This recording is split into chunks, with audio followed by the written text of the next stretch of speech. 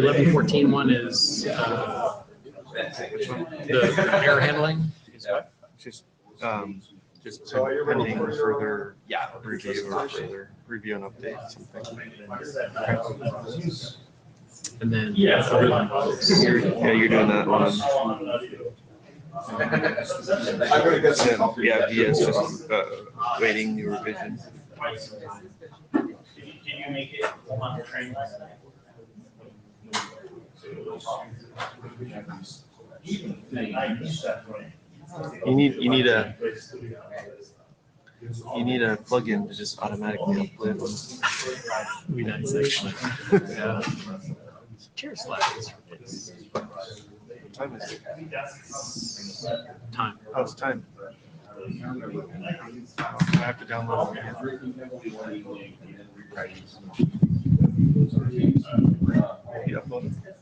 They're going right now.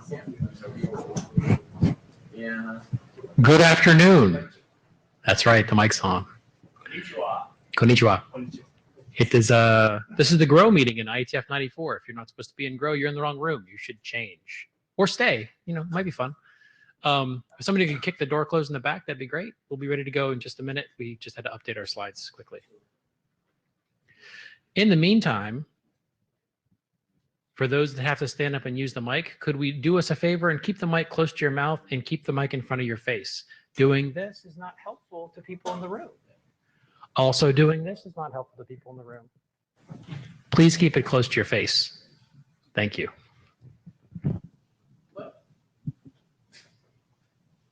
I'm having this technical conversation with the very smart, the smartest person in the room. Oh, that's not. You are. Please tell me.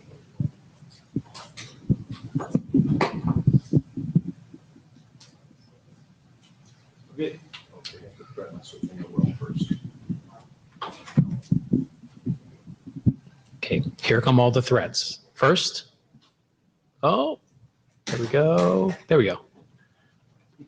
Full screen mode. Full screen. There's the meeting. Here's Job. Note well. I'm sure you've read it at least once already today. So on we go. We had some late agenda bashing, addition of things we forgot to ask for earlier. Right. So the filtering threats draft is sent off for publication. The error handling draft, there's a set of comments between Wes and the author that needs to be dealt with or reviewed, updated. The route leak problem, Sriram has addressed all but the last comment. I think there's one hanging comment which is in flight and questions and answers are going back and forth. So we'll have that squared away shortly and sent off for publication. The GSHET draft is expired as it always is, but it's waiting on some reference documents. So it's not a super big deal for us, I guess. And the RPCL via Job is filling in some last bits with his BNF changes, and then we'll have a new revision and we'll be able to go forward with that. IRR routing policy considerations is an editor queue, so is the route server operations, and BMP is fighting its way through some discussed comments. I think mostly, John's not here, so mostly that got squared away. I think there's a couple of little nits to deal with, but it should be off on its way soon. That's it. All right, so now we have our presenters, the first of which is Thomas. Notes. Oh yeah, we need someone to take notes. Holy crap, we went so far forward and no one has notes and no one has Jabber stuff. I totally forgot. Wes George, you said that BMP was moving through a discussed comment. Has there actually been motion after your ranty thing? Yeah, we had. Yeah, so we cornered John cornered me in the meeting, the welcoming meeting thing. We cornered Stephen Farrell and had some progress. We've had a couple of offline comments about the direction for Stephen's issue. I think that also probably will clear up Kathleen's, and then the last one is to deal with Benoit's Yang, everything must be Yang comment. So we'll Yang it up like we do. We still need because I forgot to ask earlier, somebody to take notes and somebody to Jabber scribe. Then we'll back up and do this all over again. No, we won't. 1, 2. Colin has Joe. Yes, Colin. Okay, Colin can do the Jabber, but he will have to jump up midway through. That's fine. And then notes. Bill, you're taking notes? Hands-free notes? I'd be happy to take notes, but transcribing them into something legible later will be difficult. Okay. That's a bad idea. Oh. Job with the notes? I'll take notes. Sweet. Thanks, man. Okay. So Thomas has, which one is his? Yeah. There you go. Doesn't work. It's not on. Might help. So it's better, probably. There you go. Yeah, is that good? Good. My name is Thomas King, and I'm talking about Black Hole BGP community for black holing. And this is joint work together with our other names on the list and all the feedback we got. Next slide, thanks. I will give a little bit more context than usual because I have been given a 50-minute slot. So let me quickly describe what this draft is all about. Though if we have two networks, network A and B, and they do peer with each other, and there's a massive DDoS attack attacking network B, it could be, thank you, it could be the case that the link that is used for interconnection gets congested based on the massive DDoS attack, and also resources within the network of B could be overloaded. A solution to Sorry, just a pointer, sorry. it's just a pointer, so next slide, please. A solution to that is black holing, and that's all around for a couple of years, so that's nothing new. What network B does to get rid of the massive DDoS attack or the consequences of that is it could announce a more specific black hole announcement to network A, which might support that feature, and then network A starts a black hole, the little dot here, and all the traffic to the black hole IP prefix is black hole, which means the link gets freed up and the internal resources within network B as well. So next slide, please. So now we are coming to the internet draft after providing some context, though the idea was that we looked into how black holing could be triggered, how it's implemented at different places, and we realized, I'm actually from an IXP provider, we realized that in the IXP world, there are different implementations of how to trigger a black hole. And we have things like black hole IP addresses, and that are used in the next hop. In the next hop, or as a next hop IP address in the BGP announcement. And we have things like black hole communities that differ from IXP to IXP. The thing is that some of these black hole communities also come from the policy control community space that is used at route servers usually, that are marked with this red, how do you call that? Red thing.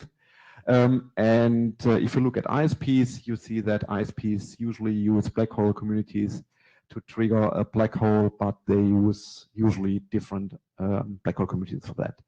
And we heard from our customers that triggering a black hole is really cumbersome and difficult because everybody does it differently. So we saw a demand to come up with a commonly agreed way of triggering a black hole for IXPs and ISPs at the same time. So we started thinking about the internet draft. So next slide, please. So actually that work started already in 2014. Probably you're aware of that because I was talking about that a little bit earlier already. But let me quickly recall that. So all this started in the EuroX community. EuroX is an association of European, it's only European, it's broader nowadays, but it started as a European IXP association.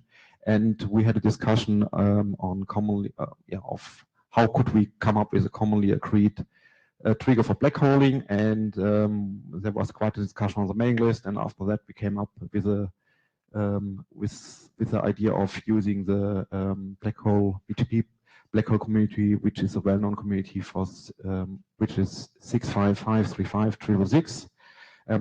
I know that IANA has to approve that, but that's the idea to go to IANA and ask them for that number. We had a presentation and also panel discussion about that during the 25th EuroX forum. It's really little bit than a year ago. And after that, we worked on the internet draft. Beginning of this year, we were submitting the internet draft to the GROW working group. There was a discussion during IETF 93, and there were 2 requests from the ORX and GROW community, which are more or less the same. One thing was that we should not only focus on IXP, because the initial drafts covered only IXPs, so ISPs should be added as well. And we should be more specific about operations and how this thing could be handled. So we worked on these 2 requests. I will talk about that on the next slide. And 2 weeks ago, during the 27th ORX forum, we discussed what we have worked so far. So next slide, please. The current state of the document is that we added ISPs to the document as well. Job Snyder committed himself to contribute that part, and he did that perfectly well. Actually, we did that right after the last GROW working group meeting. And we also looked into the operation recommendations. There we added 3 parts. One was about local scope, so no advertising, no export should be added to black hole announcements. We also looked into how a PGP speaker should handle incoming black hole IP prefixes. So it should check the length of the prefixes, that's not too large. And it should also make sure that for the black hole announcement, that this is the more specific, so which means there's also a larger IP prefix announced. And we looked into the IXP world, so how does black holing work with route servers, and for that we have a policy control, which can also be used to for scoping in terms of, you can select which AS should receive the announcement and which should not receive the black hole announcement. And also the implementation that many IXPs usually rewrite the next top IP address during the black holing. So all that was added to the version 1 of the internet draft, which was released a couple of months ago. And I am currently not aware of any comment or requests that is unresolved. So all the input should be put in. So we asked for working group adoption, which was actually accepted today. So thanks for that. Next slide, please. So we are looking for more feedback, comments, and of course questions. And please provide us some insights into what you think about the current draft. So that's pretty much it. Questions? I'd have to guess by the response that you've done your work, and actually I'm not. It's probably a pretty fast draft, so we can probably do last call somewhat soon. So yeah, that would be good. Yeah, cool. Thanks. Thanks, guys.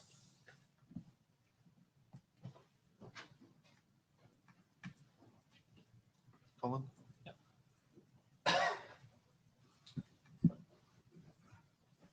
See this?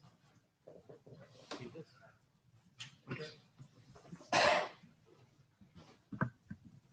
Hi there.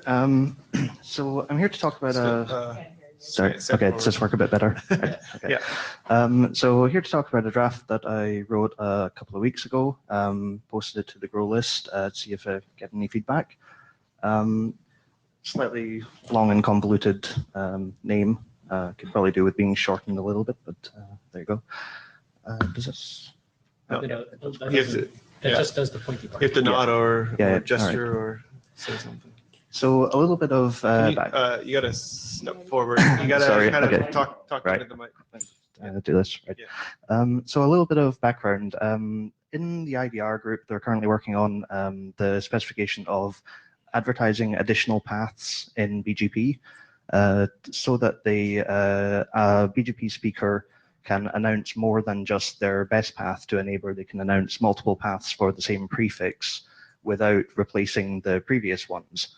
Now, the way they've done that is they've altered the NLRI encoding on BGP message, and the interpretation of that is now subject to some new BGP capabilities. So all of the prefixes that you find now have, beforehand they were just a prefix length and then the prefix itself. Now they've added a 4-byte path identifier onto every prefix that they send in order for the receiving router to discriminate between them, mainly so that they can then tell when there's then a withdrawal for the same prefix which path it's referring to. Now, one of the things with that is that in order for a BGP receiver to actually be able to parse it, they need to know how many bytes to expect. And that's something that's available to the BGP speaker because of the the capabilities that were negotiated at the in the session. Now, there are. You want next slide? Yeah. Yeah. Oh, right. Okay. It's not actually. Yeah, no. Okay. Sorry. Okay. So where this then comes from is. Sorry. So where this comes from is the MRT dump specification. If you want, it normally encapsulates a raw BGP message, so you can store it. But in order to be able to parse that message, you again need to have that information that was available in the capabilities, so you know how many bytes you're going to be reading. That information is in the open message, but MRT messages are standalone.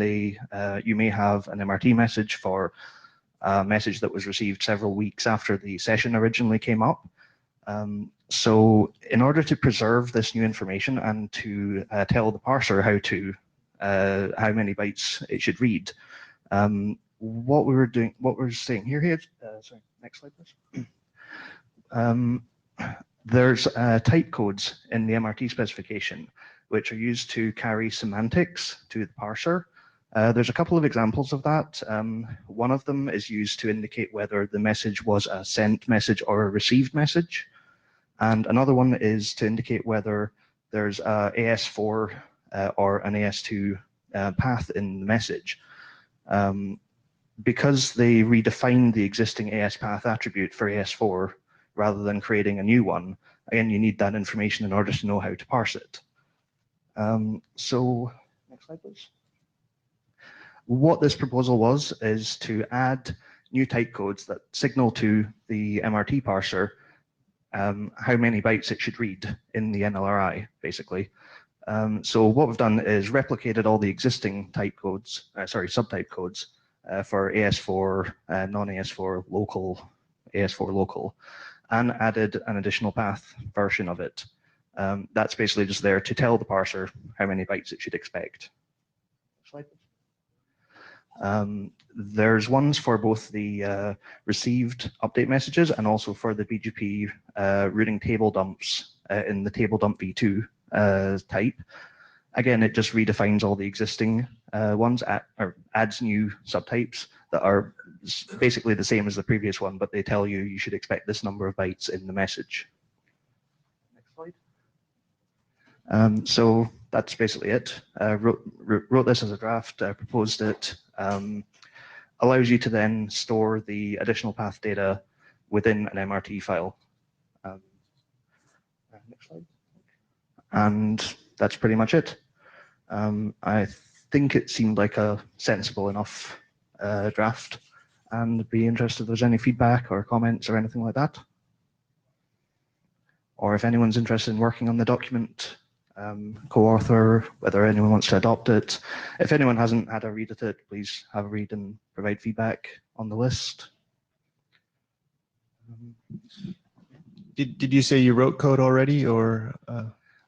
So at the moment, so I'm one of the co-maintainers of the BGP dump software, and this kind of came about from me looking at the additional path spec and then seeing whether BGP dump could handle it, and it couldn't because of this. Right. It's with the way I've done it here, it's pretty trivial to add, and I can add support to it in the BGP dump parsing library. Producing the data is implementation specific, depending on is it Quagga or Bird or whatever. Yeah. So one comment, Thomas King from DKIX. This is very important work because MRT is just important. So that's cool. And I don't want to be a co-author, but I definitely want to read the document. So please send it to me. I will have a look. Yeah, okay, will do. Or Thanks. it's already on the. It's on the list, yeah. Well, perfect. Can we have a raise of hands who believes this should be a working group document?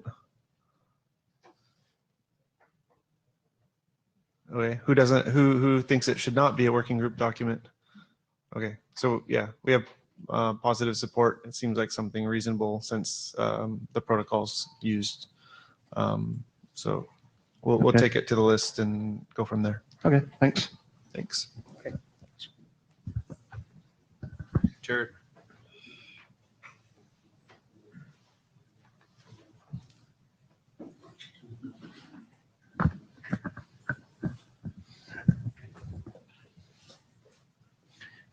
Hi, I'm Jared Mott, for those of you who don't know me. This is a quick presentation on a very simple draft. It's been shared on the IDR list back in July and received a little bit of comment and information. Peter, it's not up there, but so the basic premise of this draft is that when you're talking to an eBGP speaking peer, that you must not advertise any routes and must not accept any routes from them until you actually configure a routing policy.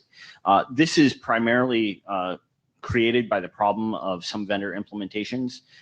In order to configure a BGP session, you type in router BGP and then neighbor 12345 remote AS6 or whatever. And press return, and then the BGP finite state machine starts running before you have a chance to actually go in and configure any policy. Most vendors, there's already more than one vendor that has an implementation that has this in there by default, and so this is really documenting it. I see this as a security issue. You can tell because the iOS XR configuration knob, it says in order to disable this built-in safety check, you type in BGP unsafe eBGP policy command, which is, I think, a very clear acknowledgement of the issues with this. These are real-life issues that exist that are observable through CROM's draft as well of all the routing leaks, and this contributes to the damage that you see out there on the internet. Next slide. And so, I mean, basically, I received some input, from people on the mailing list. I haven't solicited GROW yet, I don't think.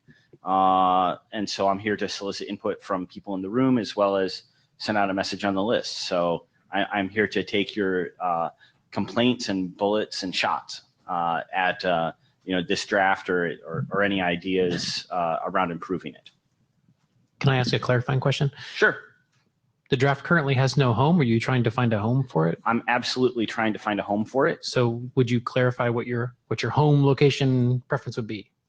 I have an interest, just personally conceptually, that I think that it should perhaps be an IDR. That's my own personal bias and thought, because this is really something that the implementers need to know about who are going and writing stuff. But I am not an expert in the whole IETF regime, believe it or not.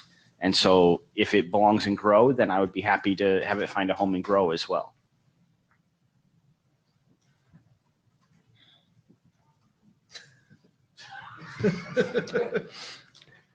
I am an old person and I can't read this, but it says, please state your name when speaking. This is Bill Manning, and Jared bribed me with ice cream or something like that. To point out that for me, anyway, I don't know about anybody else, but I've been around a couple of weeks. This provides either a level of inconsistency in the way I expect things. This is the reverse Polish calculator of routing. And I grew up with TI, and it just irritates the crap out of me, because I think that when you have a router and it's got connected interfaces and you have prefixes attached to those connected interfaces, that those connected interfaces should get put into and be accepted by the BGP process state machine as soon as it starts. Propagating that, sure. But connected routes, you shouldn't have to configure them. In my personal worldview, however, that creates a level of inconsistency because connected routes then become special. So if you want to treat everything in a consistent manner, this probably makes sense. It just irritates me. Bill, you're being really precise about what you mean Sure. about Wes, I don't, I can't hear you because you're not at the microphone. Wes, But Wes is complaining that I am being ambiguous yet again. So this is Jared responding. I absolutely agree with the premise that you're being inconsistent, because I'm not talking about what you do inside of your IGP. I'm talking about what you do externally, and that you should, in order to speak externally to an upstream, a peer, or someone else, that you should have to configure an explicit policy. I don't care if that policy is permit all. So But right now, we have- hold on, because now Kathy wants to interject, and I can't really interpret Kathy. I'm gonna have to bring you the microphone. I think that if you're going to do this, I'm going to do this. It says EBGP. if you're going to do this at all, you should do it for every prefix, not just the ones that you hear from peers. You should do it for your connected ones as well. Crimea River. I will erase the E. But he's not erasing the E. Meet your new co-author. Erase the E. I mean, be consistent. No. Thank you. Thank you for your input, Bill. It has been it has been heard and received, but it will be taken back to the committee for consideration, and you will be notified if we entertain your idea.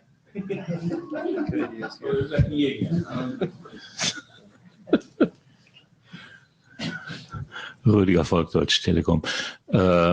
Well, okay, looks fine with me. And I was happy that one of the more recent platforms that I'm working with actually got it right. On the other hand, of course, there's the question, what other advice do implementers actually need?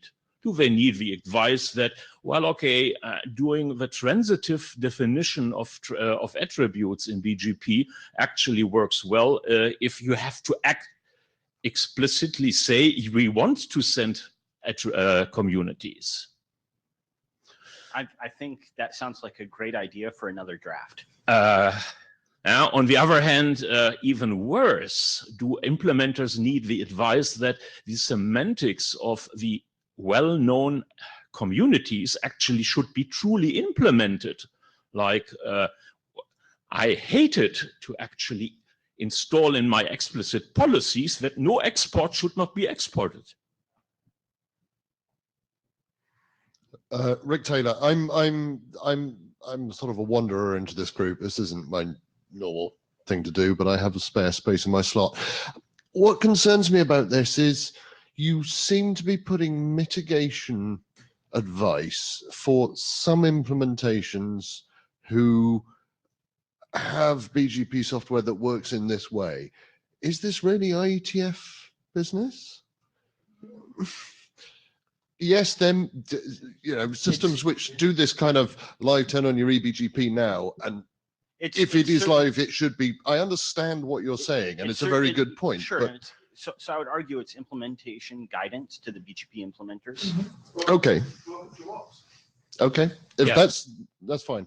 I just wanted to check on that. So just for clarification, I think one of the things that Grow is supposed to do is to say, gosh, you guys made a great thing. You kind of screwed up how you made it work. Okay. Could we fix it in this way, please? Right. I think Okay. that's perfectly fine for Grow to say. I mean, Grow may decide that Jared's totally crazy and toss out his idea or not. I mean, I think it's something here, but overall, the purpose of Grow is to say this is working properly, or we could use some improvement in this way because this makes the operation of the network hard. Okay, thanks.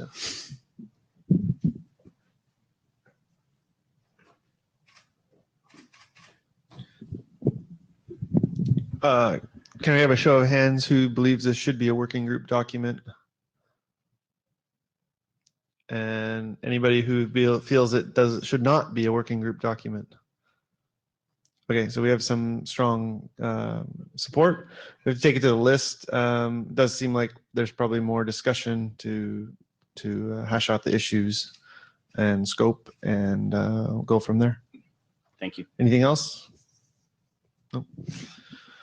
Okay, that's it for our agenda today. I guess we will see you in, is it Buenos Aires? All right. Have a good day.